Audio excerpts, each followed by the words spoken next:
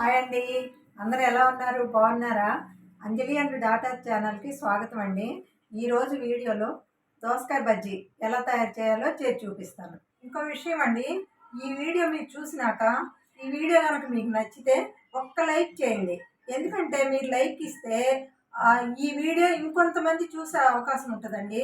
దోసకాయ బజ్జీ తయారు చేయడానికి కావాల్సిన ఐటమ్స్ అండి: మీడియం సైజ్ దోసకాయ అండి, దానికి మనకి సరిపడా కారం, మనం ఎంత కారం తింటామో దాన్ని బట్టి పచ్చిమిర్చి చూసేసుకోండి. చింతపండు అండి, దోసకాయ పుల్లగా ఉందనుకోండి కొంచెం తగ్గించుకోండి, పులుపు లేదనుకోండి దానికి సరిపడా పులుపు వేసుకోండి. చింతపండు, ఉప్పు, జీలకర్ర, వెల్లుల్లి అండి. దోసకాయ బజ్జీ అంటే బజ్జీ కాదండి, మిర్చి బజ్జీ, బంగాళదుంప బజ్జీ లాంటివి కాదండి. దోసకాయ పచ్చడి అండి. అంటే చుక్క ఆయిల్ లేకుండా దోసకాయ పచ్చిమిర్చి నీళ్ళల్లో ఉడకబెట్టి మనం రోట్లో నూరుకోవడం, ఇంకా తాలింపు అదేముండదండి. కానీ చాలా టేస్ట్ ఉంటుందండి. ఇది చాలా పాతకాలం వంట అండి, అమ్మ చేస్తూ ఉండేవాళ్ళు. కాకపోతే మీకు కూడా దీని టేస్ట్ చూపిద్దామని, ఎలా తయారు చేయాలో మీకు చేసి చూపిద్దామని నేను ఇది తయారు చేస్తున్నానండి. కడిగినాక దోసకాయ తొక్క తీసేసి ఇదిగండి ఇలా సన్న ముక్కలు కోసుకున్నాను. పచ్చిమిర్చి కూడా ఇలా ముక్కలు కట్ చేసుకున్నానండి. ఇప్పుడు వీటిని బాండీలో వేసేద్దామండి. ఈ పచ్చిమిర్చి, దోసకాయ ముక్కలు ఇలా బాండీలు వేసేసి దీంట్లో ఒక హాఫ్ గ్లాస్ వాటర్ పోద్దాము. ఇప్పుడు స్టవ్ వెలిగించి మంట మీడియంలో పెట్టుకోవాలండి. పెట్టుకొని స్టవ్ మీద పెట్టి మూత పెట్టి ఈ వాటర్ అంతా ఇంకిపోయేదాకా ఉడికిద్దామండి. అప్పుడు పచ్చిమిర్చి, దోసకాయ మెత్తగా ఉడికిపోతుందండి. ఇదిగోండి దోసకాయ ముక్కలు, పచ్చిమిర్చి ఇలా ఉడుకుతుందండి. ఇదిగోండి ఇంకొంచెం నీరు ఉంది, ఇది కూడా శుభ్రంగా నీరు అయిపోతే మనకు మెత్తగా ఉడికిపోద్దండి. ఇలా లేటు అయితే అనుకుంటే మనం కుక్కర్లో కూడా త్వరగా చేసుకోవాలనుకుంటే కుక్కర్లో వేసి కొంచెం నీళ్ళు వేసి పెట్టేసి ఒక 2-3 విజిల్స్ రానిస్తే త్వరగా అయిపోతుందండి. ఇదిగోండి దోసకాయ ముక్కలు, పచ్చిమిర్చి ఇలా ఉడికిపోయినాయండి. ఇక చూడండి వాటర్ లేకుండా ఇలా ఉడికిపోయింది. ఇప్పుడు స్టవ్ ఆపేద్దామండి.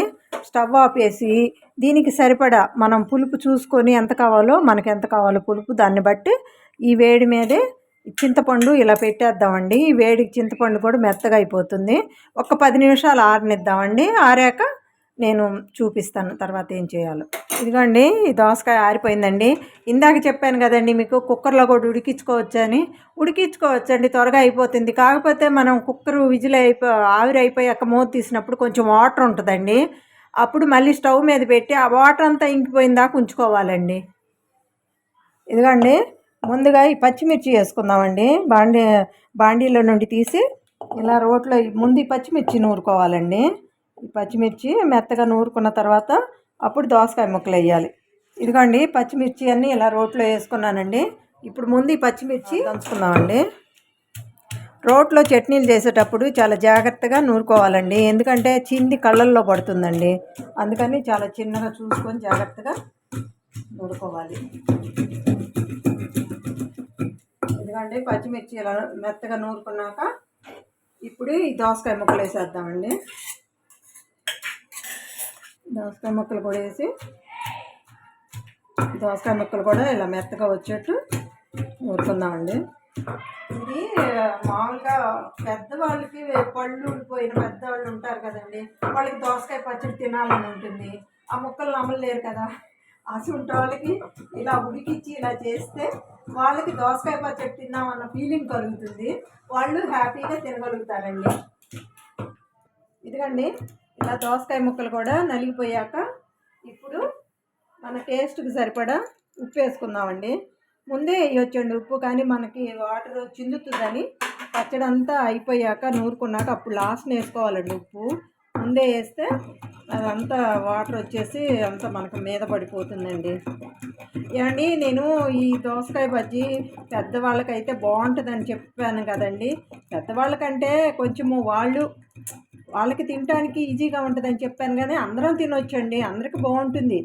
వాళ్ళకైతే కొంచెం హ్యాపీగా ముక్క నమిలే పని లేకుండా చక్కగా తినొచ్చని పెద్దవాళ్ళకి అన్నానండి. పెద్దవాళ్ళు ఏంటి, పిల్లలేంటి, అందరు తినొచ్చండి. ఇలా నూరుకున్నాక ఇది మనం ఉడికిచ్చిన బాండీలోకి తీసుకుందామండి.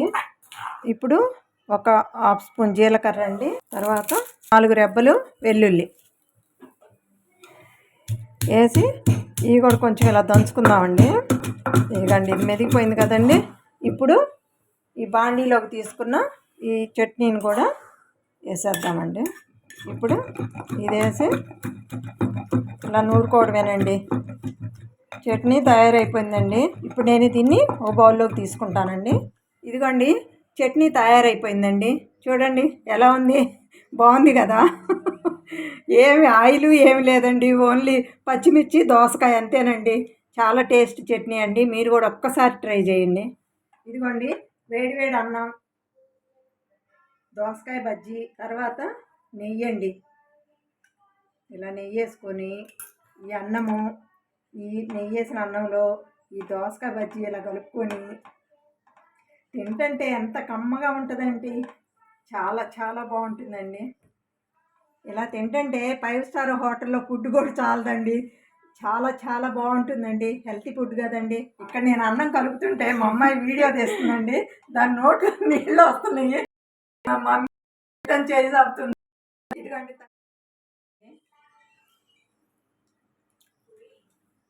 ఒక్కసారి ట్రై చేసి సూపర్ అండి. దోసకాయ బజ్జీ మీకు ఎలా నచ్చిందో నాకు కమెంట్లో పెట్టండి.